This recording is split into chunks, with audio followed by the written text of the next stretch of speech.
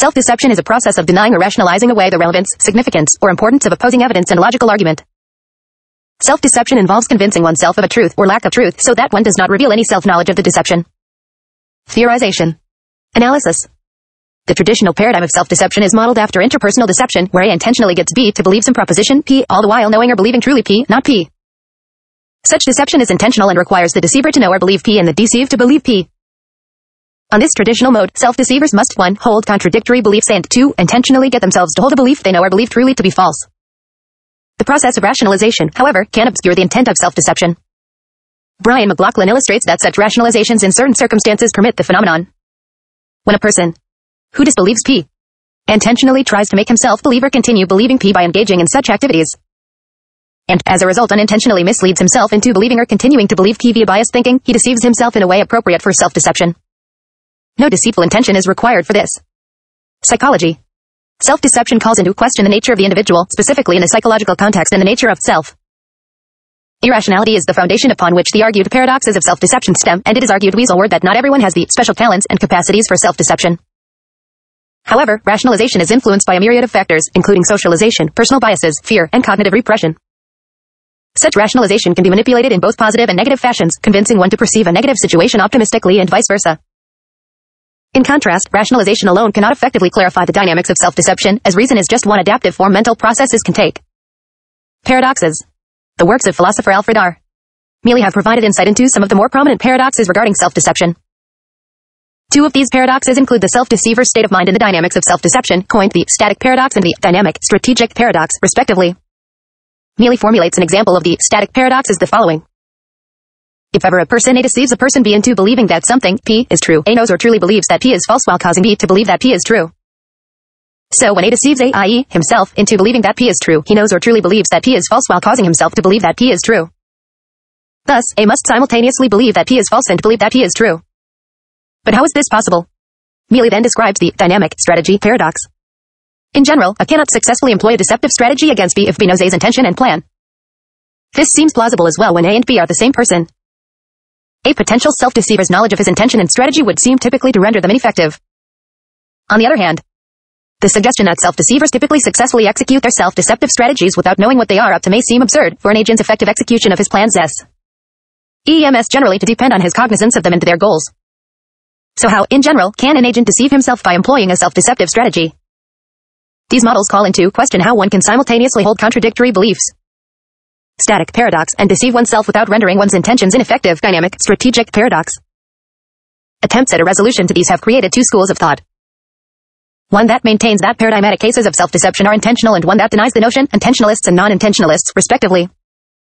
Intentionalists tend to agree that self-deception is intentional, but divide over whether it requires the holding of contradictory beliefs. This school of thought incorporates elements of temporal partitioning, extended over time to benefit the self-deceiver, increasing the chance of forgetting the deception altogether, and psychological partitioning, incorporating various aspects of the self. Non-intentionalists, in contrast, tend to believe that cases of self-deception are not necessarily accidental, but motivated by desire, anxiety, or some other emotion regarding P or related to P.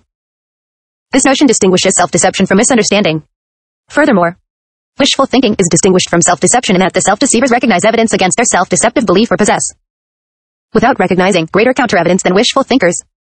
Numerous questions and debates remain in play with respect to the paradoxes of self-deception, and a consensual paradigm has yet to appear. Travis theory. It has been theorized that humans are susceptible to self-deception because most people have emotional attachments to beliefs, which in some cases may be irrational. Some evolutionary biologists, such as Robert Trivers, have suggested that deception plays a significant part in human behavior, and in animal behavior, more generally speaking. One deceives oneself to trust something that is not true as to better convince others of that truth. When a person convinces himself of this untrue thing, they better mask the signs of deception. This notion is based on the following logic. Deception is a fundamental aspect of communication in nature, both between and within species. It has evolved so that one can have an advantage over another. From alarm calls to mimicry, animals use deception to further their survival. Those who are better able to perceive deception are more likely to survive. As a result, self-deception evolved to better mask deception from those who perceive it well, as Trivers puts it. Hiding the truth from yourself to hide it more deeply from others.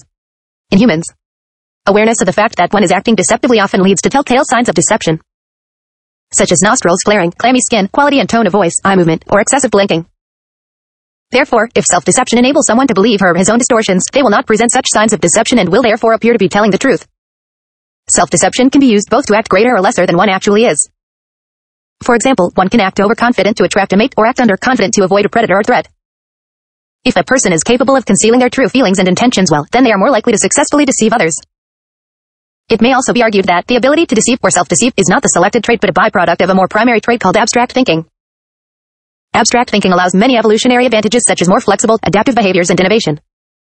Since a lie is an abstraction, the mental process of creating a lie can only occur in animals with enough brain complexity to permit abstract thinking. Self-deception lowers cognitive cost, that is to say, it is less complicated for one to behave or think in a certain manner that implies something is true, if one has convinced oneself that that very thing is indeed true. The mind will not have to think constantly of the true thing and then the false thing, but simply convince itself that the false thing is true. Evolutionary implications. Because there is deceit, there exists a strong selection to recognize when deception occurs. As a result, self-deception evolved so as to better hide the signs of deception from others.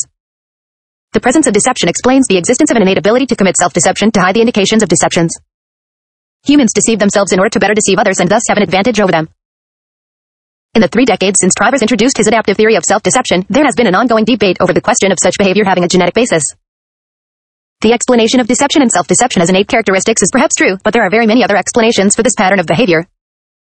It is possible that the ability to self-deceive is not innate but a learned trait, acquired through experience. For example, a person could have been caught being deceitful by revealing their knowledge of information they were trying to hide. Their nostrils flared, indicating that they were lying to the other person, and thus did not get what they wanted. Next time, to better achieve success, the person will more actively deceive himself of having knowledge to better hide the signs of deception. People, therefore, could have the capacity to learn self-deception. Medicine. Self-deception has a prominent role in several medical conditions, such as borderline personality disorder, narcissistic personality disorder, and histrionic personality disorder. Examples. Simple instances of self-deception include common occurrences such as the alcoholic who is self-deceived in believing that his drinking is under control, the husband who is self-deceived in believing that his wife is not having an affair, the jealous colleague who is self-deceived in believing that her colleague's greater professional success is due to ruthless ambition. An example of self-deception is provided by Robert Travers and Huey P. Newton published in the form of an analysis of the role of flight crew self-deception in the crash of Air Florida Flight 90.